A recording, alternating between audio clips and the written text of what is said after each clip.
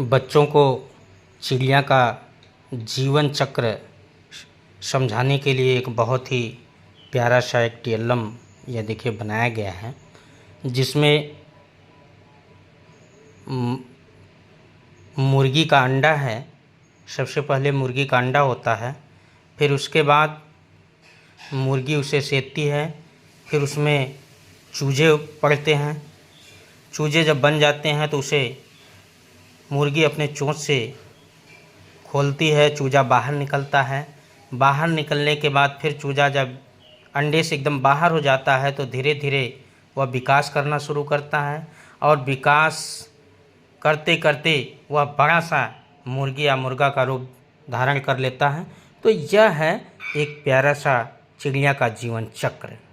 देखिए, बीज से पौधा बनना, बीज से कैसे पौधा बनते हैं, यह जो है क्रम वाइज इसमें बताया गया है। टीएलएम बनाया गया बच्चों को समझाने के लिए कि पहले देखिए, जब हम बीज को मिट्टी में डाल देते हैं तो वह कुछ दिनों बाद धीरे धीरे अंकुरित होता है। जैसा कि आप देख रहे हैं चित्र में कि वह अंकुरित हो गया है, और धीरे धीरे अब उसमें पत्तियां निकलना शुरू हो गई हैं। अगले चक्र में देखिए, पत्ती अब विकसित होकर बढ़ रहे हैं, और फिर अगले में देखा जा रहा है कि अब पत्तियां, जो बीज थे वह बीज जो है समाप्त हो गए हैं, और वह पत्ती विकसित हो चुके हैं।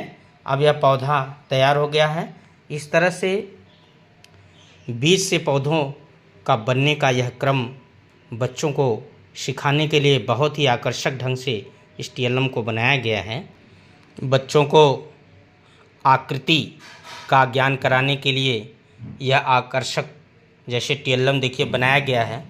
यह वर्ग है, जैसा कि आप देख रहे हैं कि कितना प्यारा टीएलएम है। वर्ग का आकार देकर इसे बनाया गया है। यह बच्चों को दिखाया जाएगा कि वर्ग जो है इसी तरह का होता है, जिसकी जो है चारों भुजाएं एक समान होती हैं। उसके बाद हम बच्चों को यह त्रिभुज है, त्रिभुज का जो है ज्ञान कराएंगे। देखिए, जैसा कि यह त्रिभुज है, बच्चों को यह दिखाकर बताया जाएगा कि त्रिभुज इसी आकार के होते हैं, और 3 भुजाओं से घिरी हुई बंद आकृति को त्रिभुज कहते हैं। जैसा कि यह वृत्त है, इस आकार को बच्चे अक्सर अपने घरों में भी देखते हैं कि वृत्त जो है गोलाकार होता है। जैसा घर में अगर बच्चों से पूछा जाए कि आपके किचन में ऐसे कौन कौन सी चीज़ें हैं, तो बताते हैं कि चौका होता है, तावा होता है, थाली, इस तरह से। और यह देखिए आयत है, आयत, इसको बच्चों को दिखा करके आकार का ज्ञान कराया जाएगा कि आयत जो है इसके आमने सामने की भुजाएं जो है बराबर होती हैं। इससे बच्चे जो है अच्छी तरह से आकृतियों का ज्ञान जो है प्राप्त करेंगे।